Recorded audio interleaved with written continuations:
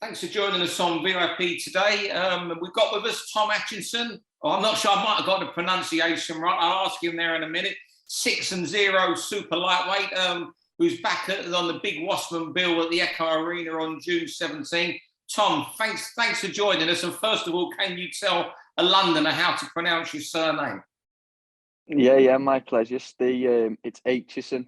Aitchison, I do apologise there. there. No, you weren't far off. It's one of the better ones. I bet you get a lot of that, don't you? Yeah. They can't even spell my name right on the tickets. My name's spelled wrong, but I've had it all my life. So. Well, if your name's spelled wrong on the tickets, are you going to deliver a performance to make sure they get it right next time? Yeah, definitely. This is my chance to make a statement, isn't it? And show everyone who I am and what I can do. This is my platform. So, it's time to go. Obviously, 2 weeks Friday. It's time to show them.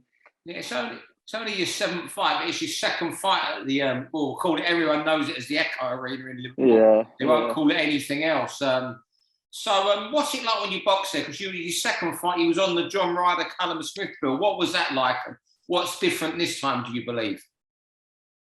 I think with the first one, obviously, we was like very low down on the bill, and we was just sort of we was just there to make the numbers up type thing. The end show. But on this occasion, obviously I've had a few more fights now. I've got a good opponent, good solid opponent. So I feel like obviously I'm just before maybe title contention at the end of the year or next year. So this time, I've got to make a statement here, and I'm going to embrace it a lot more this time because it's not far off where I'll be on these big shows a lot more regular. Yeah. Who is the opponent? So I haven't seen the name. I just saw the blank the other side. So I've got this fella. It was Campbell Hatton's last fight. Campbell Hatton boxed him. I can't remember what card it was on. Yeah, Argentinian fella. He's not bad. I'm sorry. I can't think of his name, and I apologise to him. I saw his next fight. He boxed here a week or two later and put on a really good show. Against Gomez Jr. was that one? That was it. Yeah, I haven't seen that fight. Yeah, I haven't seen that fight. Jr., he was pretty dirty with Gomez Jr. So is he a rough fighter? Is he? Yeah. Yeah, I've not seen that one. Like I said, it's a good fight for me. I mean, I think his name's Gregores, Greg something. Yeah. I can't really pronounce his name. I'll look it up. Yeah, he's a tough fighter. He swings bombs and he comes to win. He comes to have a fight, and like you said, he's dirty. He's tough. It's a proper fight, which I'm looking forward to. And he'll be coming to win, won't he? That's it. He's coming to win, and he won't go down either. There's no quitting him. Ezequiel Gregores, that's his name. Yeah, that's the one. Yeah, as you say, there'll be no quitting this opponent, will you? Will there? No. South Americans, obviously, they're tough, and obviously they've been causing a lot of upsets in the boxing world, haven't they? We've seen it time and time again. Everyone's looked at them. They come in with this skinny body and not much muscles, but they can all fight, can't they? So I'm expecting a tough 6 rounds. And this, obviously, just from what you're saying there, you're expecting your toughest fight so far, aren't you?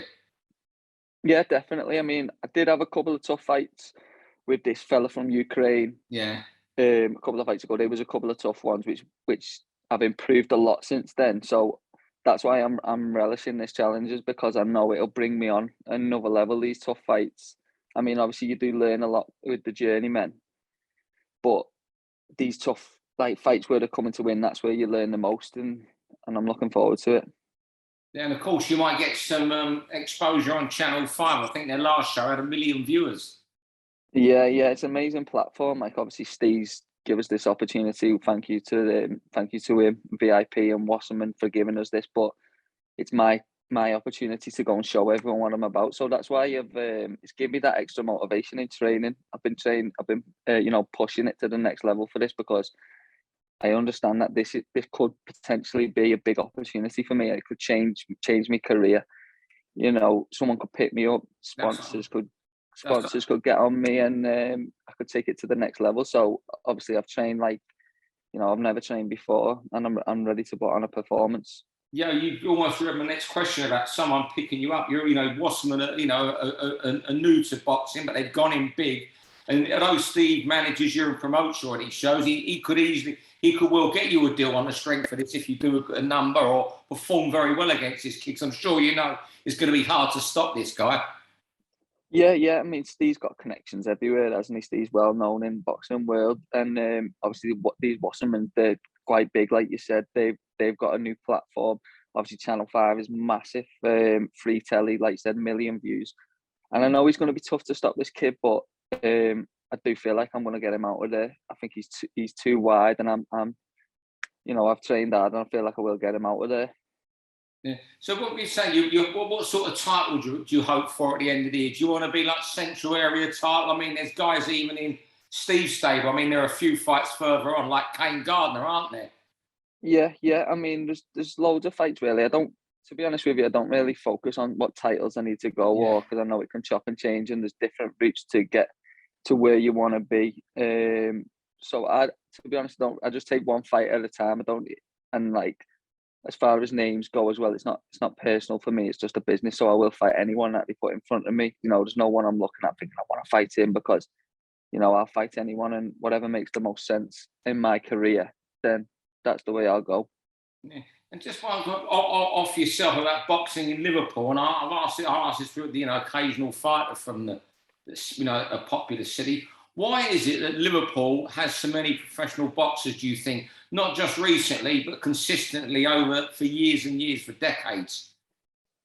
I just think it's a big honourable thing to do, isn't it, boxing? And then obviously once it's in the city, then you get it passing down from like yours to their sons, their kids, and their granddads boxed. Everyone seems to have a go, don't they? So it becomes like a thing that everyone wants to be involved in boxing. And obviously it's if you're a boxer in the city, then people look up to you, people respect you, and that's what it is. I think everyone wants to be part of that and be number one.